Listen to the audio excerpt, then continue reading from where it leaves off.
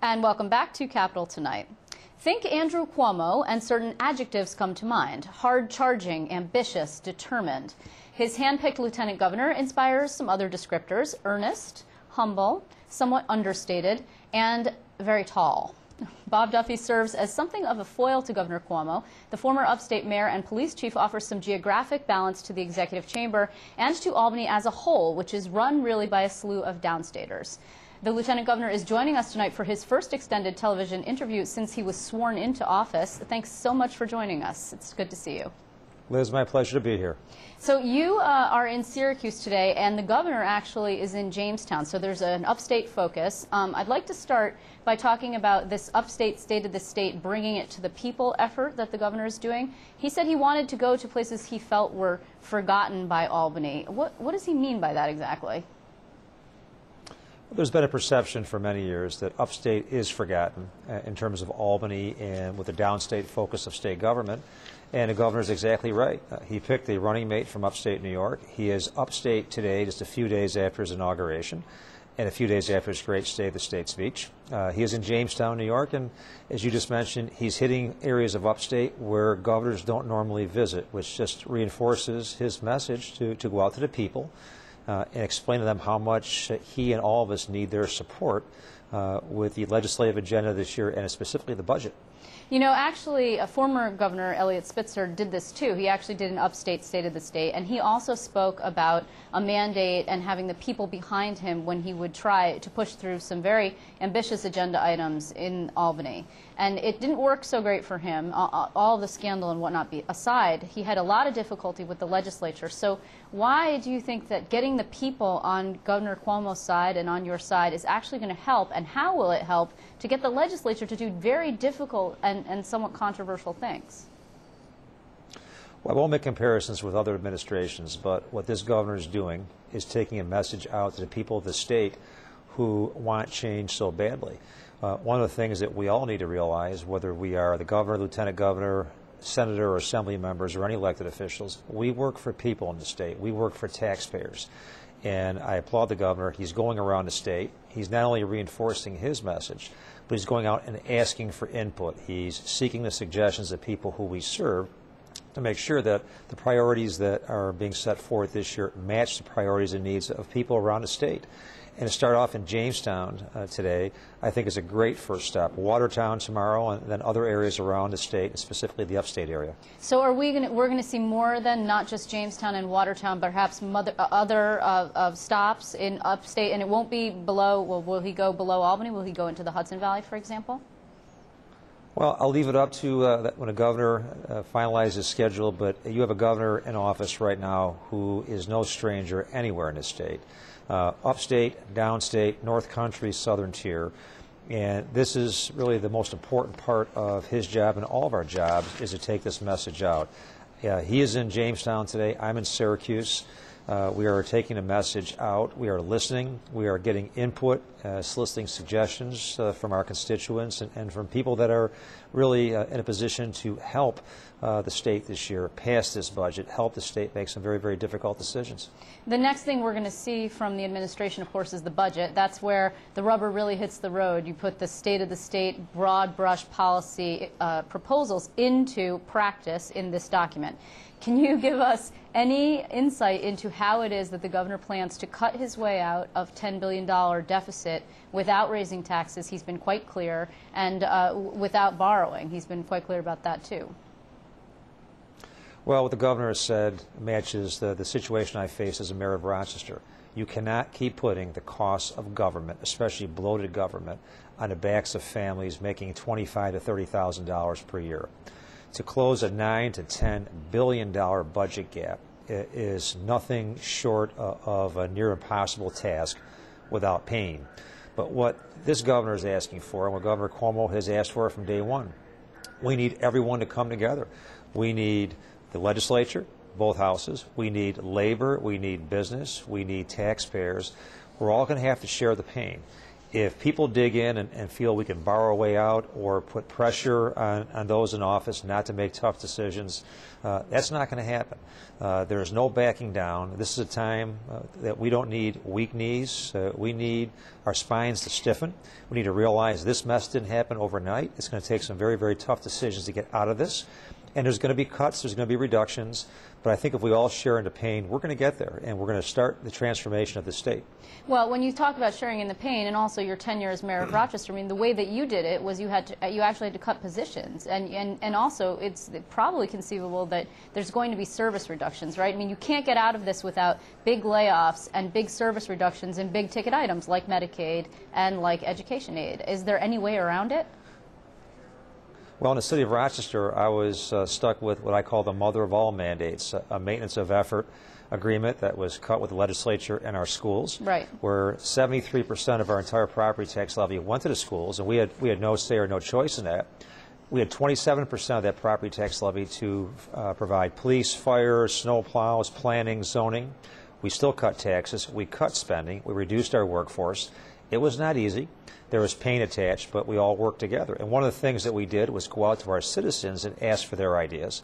And what Governor Cuomo is doing is going out to every corner of the state, getting his message out, asking for not only their ideas and suggestions, but also for their support. You were today speaking about economic development in Syracuse. This is your wheelhouse, if you will. This is what the governor has tasked you with doing in terms of a focus. It comes at the same time that there's a report from the Daily News about a lag in the appointment of a new head of the Empire State Development Corporation, which of course is the entity in the state that is charged with doing economic development. And when the governor says jobs, jobs, jobs is his main focus, and then not to appoint someone to focus on that particular issue in terms of the agencies, isn't that a little bit of a disconnect? What's going on there? I think, Liz, there's no disconnect. I think what you see is the governor and our team working on a restructuring. The most important thing is that when the decisions are made, they're the right decisions. And what Governor Cuomo is doing is making sure when that final decision is made, it is the right decision. And one of the key areas that the governor has put forth are these regional economic development councils. He deserves credit for this because the whole concept came when he was the Secretary of HUD through the empowerment zones. And what you're going to see Governor Cuomo do is reorganize the efforts so a much greater emphasis is on regional planning, regional decision making. So before he rolls out certain people who will be in charge and lead it, I think part of the process is the restructuring and making sure the right people are in place. Dennis Mullen is there now. Dennis Mullen is seeking not to stay in the future, but he's going to stay long enough to give the governor a chance to make those decisions. So things are moving along. And I know Dennis personally. He's from Rochester. He's done a very good job, but he's staying on in the interim. And I will tell you this, when the decisions are made, they'll be the right ones. And there is no doubt in my mind these councils, when they are finalized and put in place, are going to be an incredible vehicle to help change the economic climate of the state. And that was basically the source of my message today in my conversation with Center State in Syracuse, the business leaders in this city. Lieutenant I was here Governor, to talk about Governor Cuomo's plan. I'm sorry to interrupt you. Just to be clear, Dennis Mullen has not sought to retain this position that he already has as the head of ESDC. He's not asked to keep that job?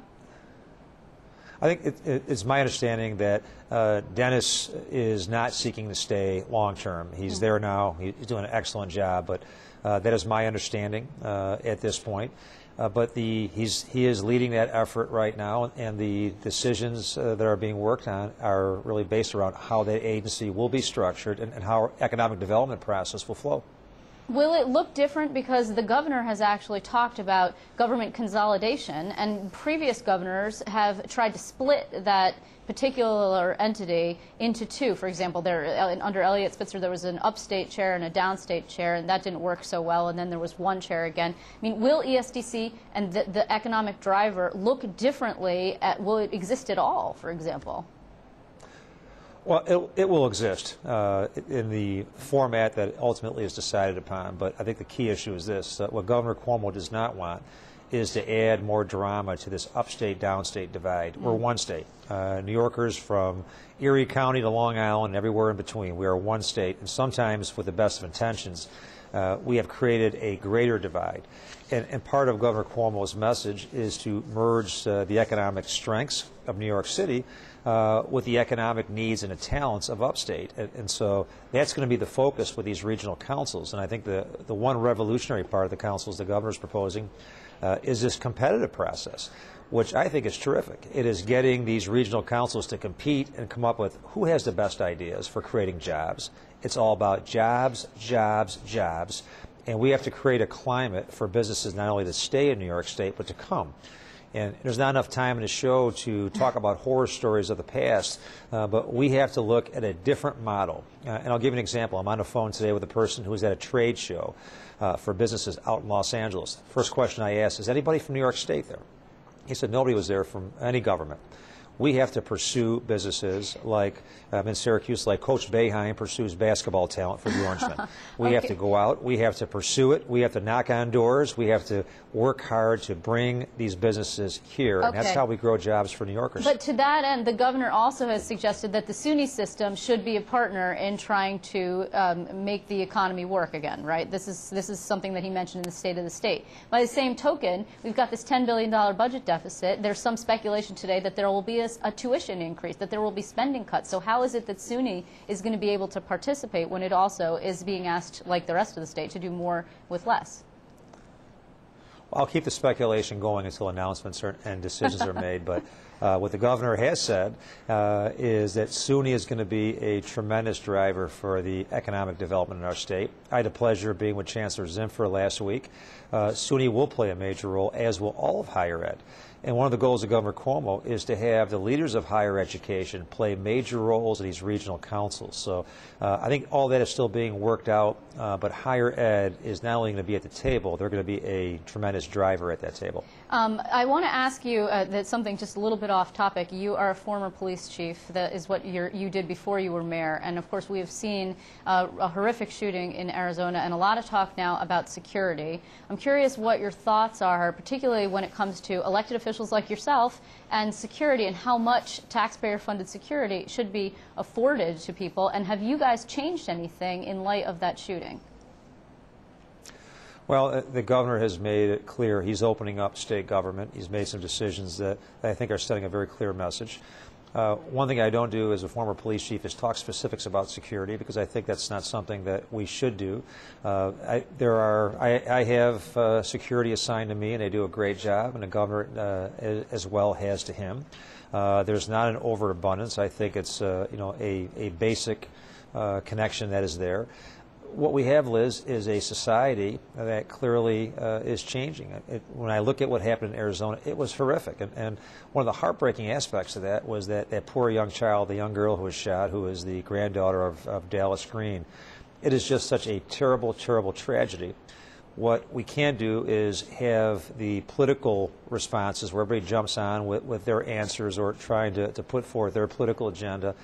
We have somebody who obviously appears to be deranged. I don't know enough about the suspect other than what I've read.